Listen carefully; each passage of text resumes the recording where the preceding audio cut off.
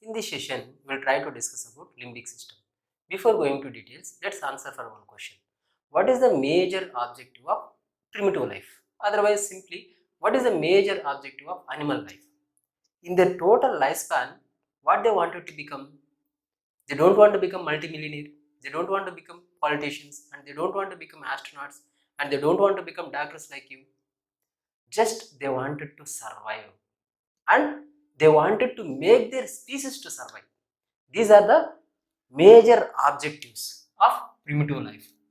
Objectives of primitive life or animal life are, first one is survival.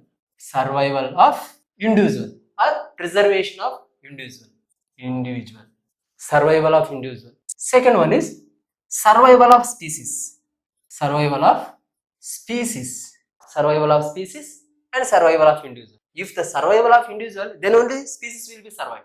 Is it? So, how individual will survive? What are the needs for survival? Needs. These are objectives. These are needs. For survival, what they need? They need food. First, they need food. Is food is enough to survive? After eating food, if it is sleeping nicely, if any other animal comes and eats, what is the position? So, it has to protect itself. So, self-protection. Self-protection or self-defense. Self-defense. Along with eating, it has to protect itself. Then only survival of individual will be there. Otherwise, individual will die. So, food and self-defense or self-protection. For the survival of species, what they need? First, sex. Is only sex is enough for the survival of species? No. They have to raise their young one. Rising of young one. Rising of young one.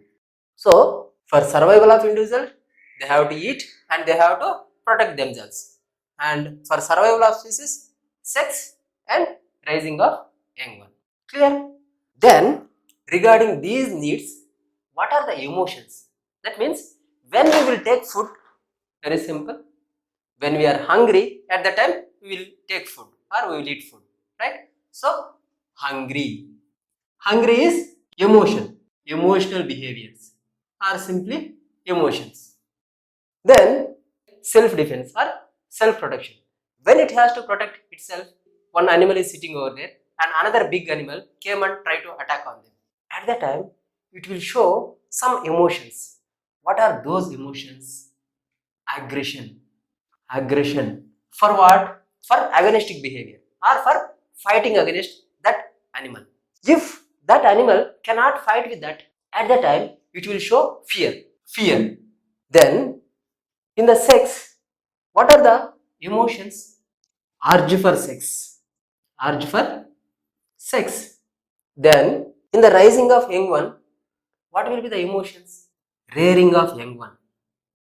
In this, so many emotions will come: care, love, affection, and giving feed. All those things will come under this rearing. Clear? Then these emotions are interrelated with, are associated with, are integrated with some visceral responses and somatic responses. So, what are the different visceral responses that we will see now? Now here, visceral responses. Visceral responses. What are the visceral responses for the hungry? Salivation, GIT motility or motility of gastrointestinal tract, and production of digestive enzymes. So these are visceral responses for hungry. Then what are the motor responses or somatic responses? Somatic responses. Imagine one animal is there, it is very hungry.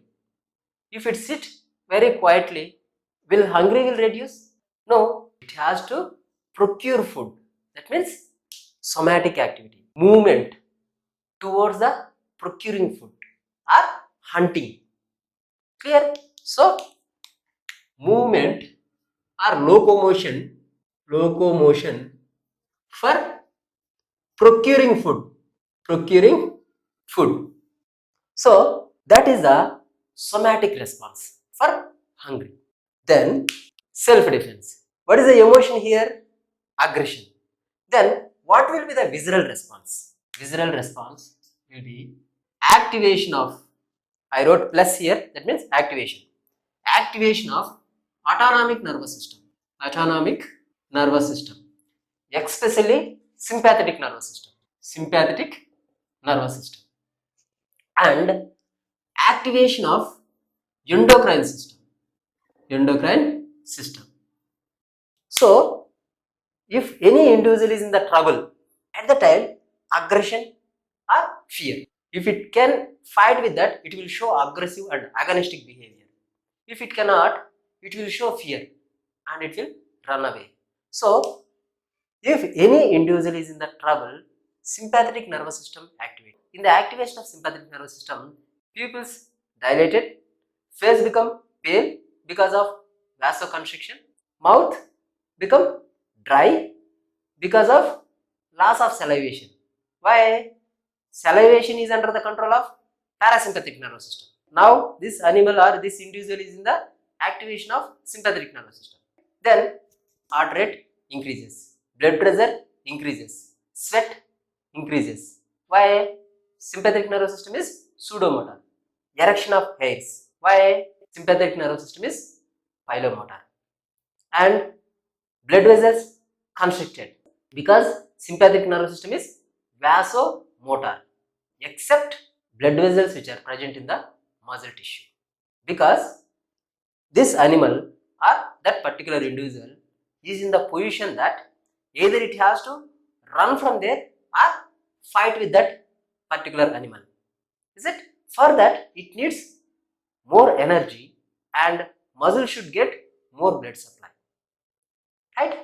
So that's what, except muscle tissue, total body will be vasoconstricted position. Now animal is in the position that either fight with that particular animal or fly from there or run from there.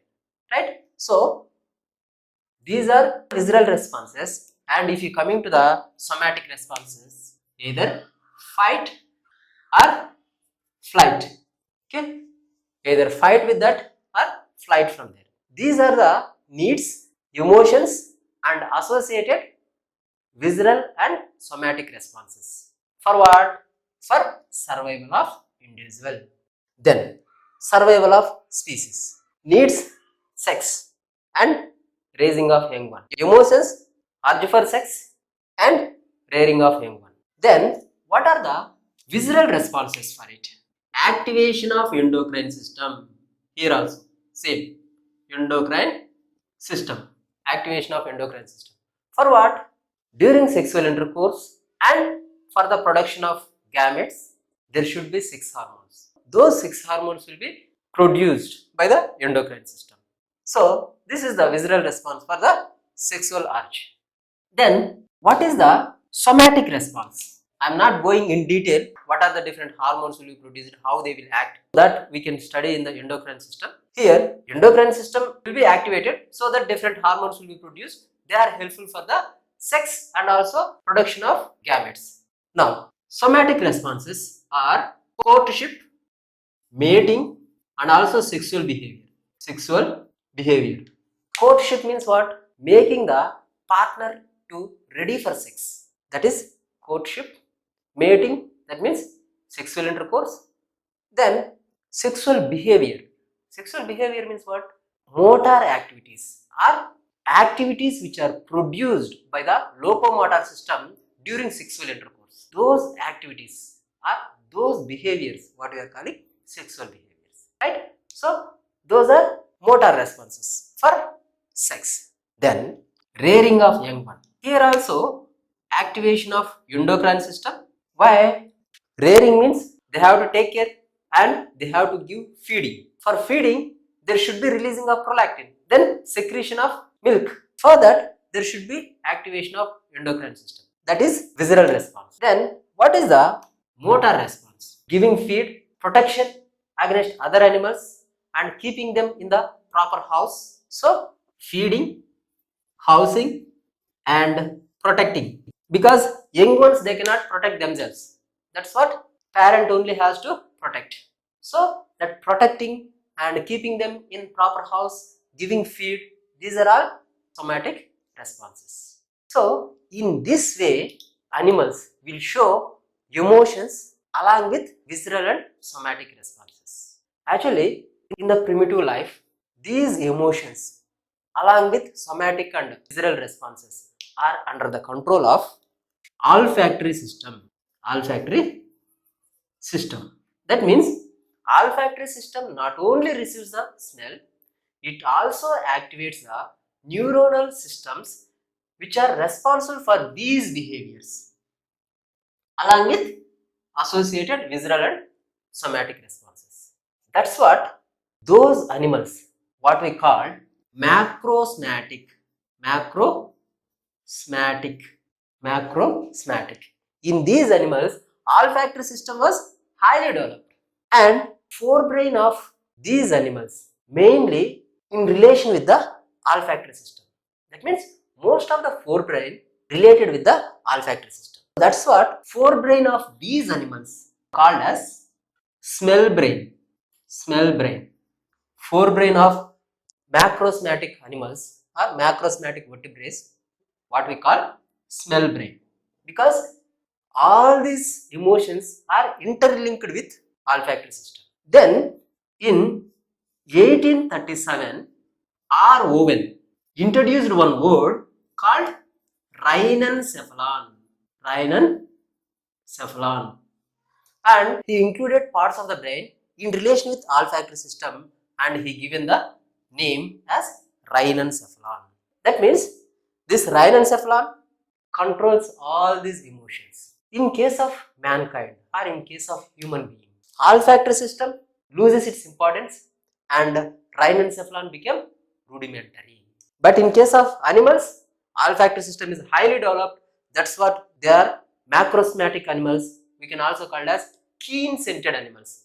Macrosmatic animals we can also call as keen scented animals. Why? They can receive the smell very keenly, or they can receive the olfactory sensation very keenly.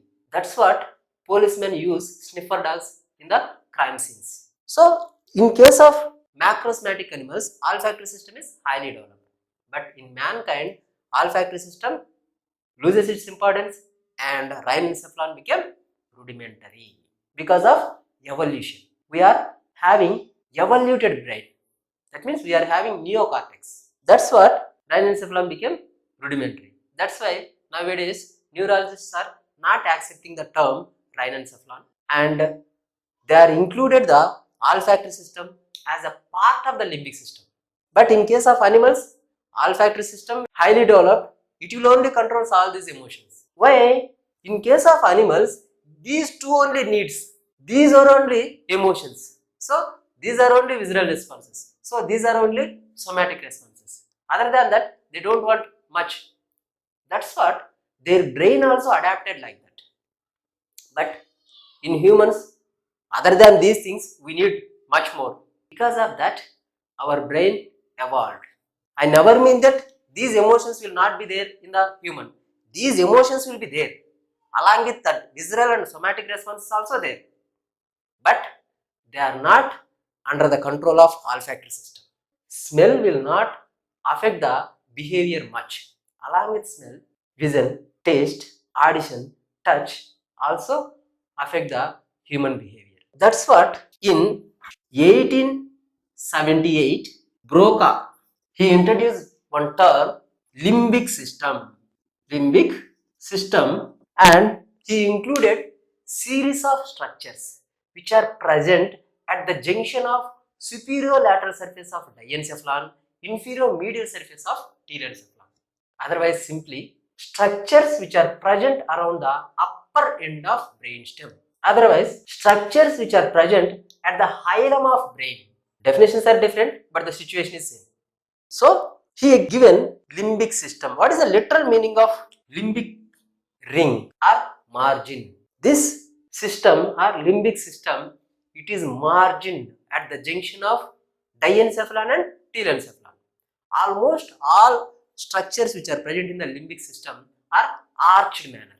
Limbic system will controls all these behaviors in mankind. So now we will start limbic system proper. Till now I give an introduction only, but I hope you understood how limbic system will works in animals that we are correlating with the human. So in human also there will be survival of individual. We have to survive. That's what we will eat, and we have hungry, and we have salivation and gastrointestinal motility, and we will go for the food and we will eat. Somatic responses are there, and we are also protecting ourselves, and we have aggression, we have fear, and we are also having the activation of autonomic nervous system and endocrine system for what? For fight and flight.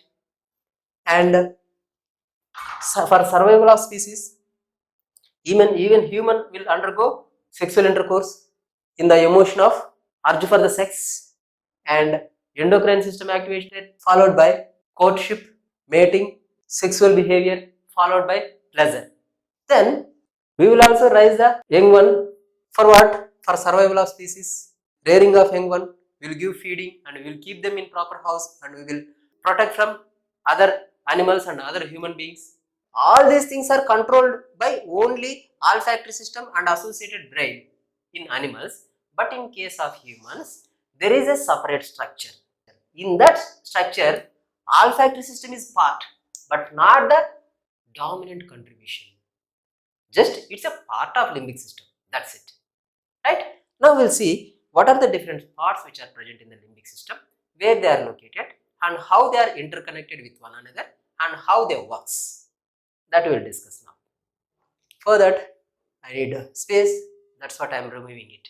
I hope you understood till now.